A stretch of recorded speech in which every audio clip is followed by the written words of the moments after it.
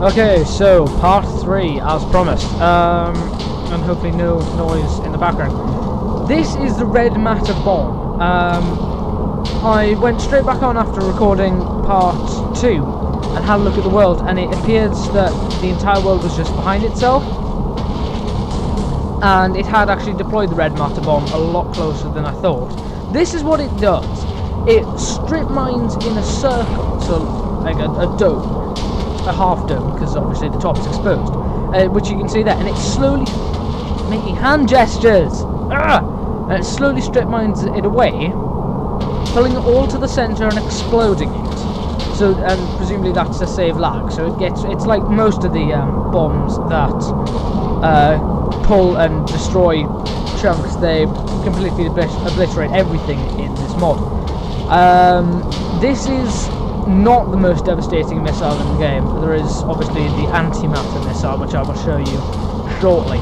This one makes an arseload of noise,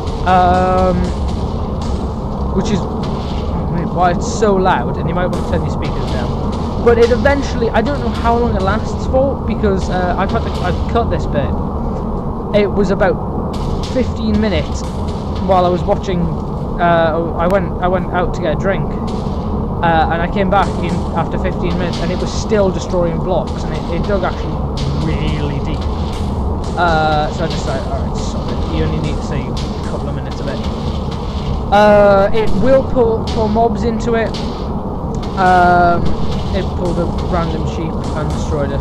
It just completely obliterates anything you put anywhere near it, including item drops. Everything just gets pulled up. If you place blocks down there, they just go straight up as well. It's pretty destructive, but actually quite slow at what it does. It's amazing. It's really cool to watch, because I mean, look at it. It's like a big light show of death. Also, that exploded ground zero, so the center of that was where my rocket stand was. So that was a mountain, and the initial explosion ruptured it down to ground. I don't know what the cap on it is. I was angering Endermen to demonstrate that it does pull mobs up, but they were being really slow. I think they were stuck. So I went and spawned some spiders, and you can see that as soon as you place it, they just go straight up and get smacked in the face, and you see the Endermen did actually spawn there. It's ridiculousness. Once again, the implications are, you know, you drop on your friend's house and their house is slowly torn up. So I'm going to go and show you the antimatter bomb now. The antimatter missile. The most destructive thing. Also the nukes. Something happened in the world, and I don't know, because this isn't how I left it in part 2. It didn't look like that. But whatever. So I'm just going to whip up a quick impromptu launch facility.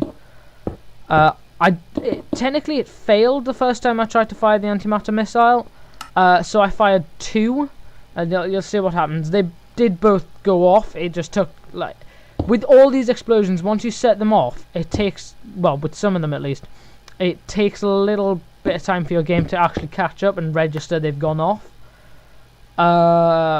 So you don't see the effect of the detonation immediately, which I guess is understandable. And the red matter thing's still going off in the background, in case you hadn't realised. Once again, I'm just going to power it with batteries, because I cannot be asked to do it properly.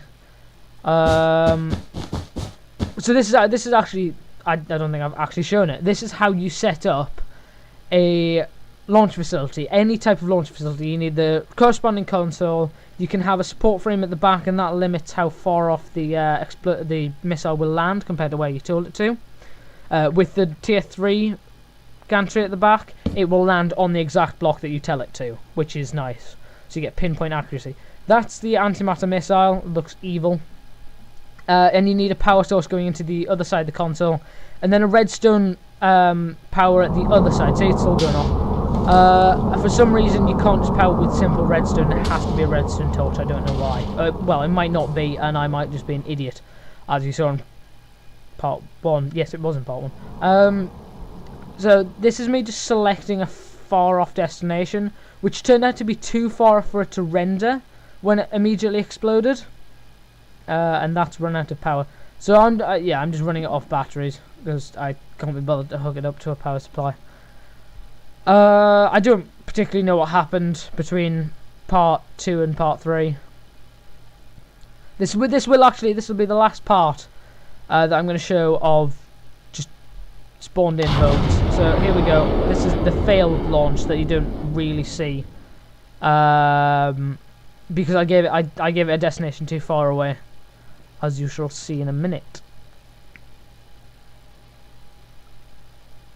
Yeah, I just completely lost the missile, and it went off and exploded in the distance. So not brilliant.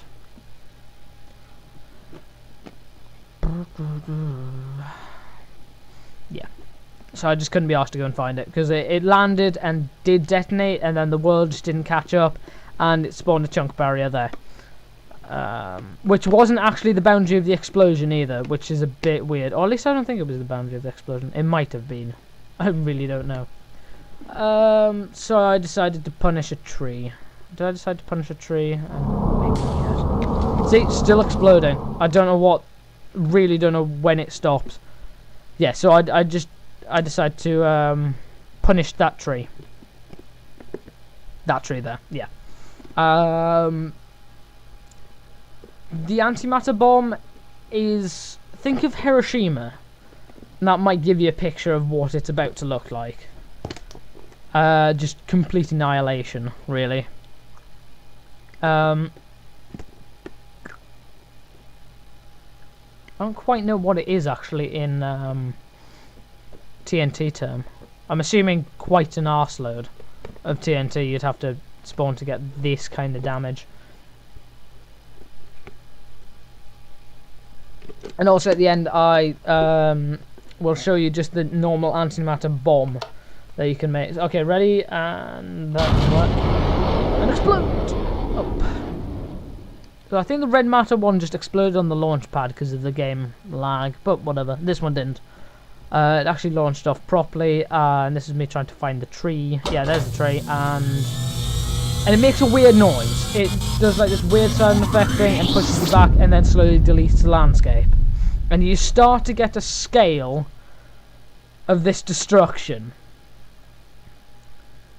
It's massive, and then you come across the other crater which hadn't rendered in either. So I'm just going to show you them both at the same time. I was being very cautious. I was running everything on max FPS and like lowest render distance to try and not let it explode in my face. But yeah, each one of those is an antimatter crater. That's probably equivalent to 1,000 TNTs, 2,000 TNTs maybe, with no lag, pretty much. So just as the final thing, I'll show you the antimatter explosive. Once again, another 2 of them. They take a long time to go off, which I'm assuming is kind of giving you time to run away before they kill you. But as I was in creative mode, obviously I wasn't affected, and there's a spazzy squid at the bottom of the screen, I just noticed.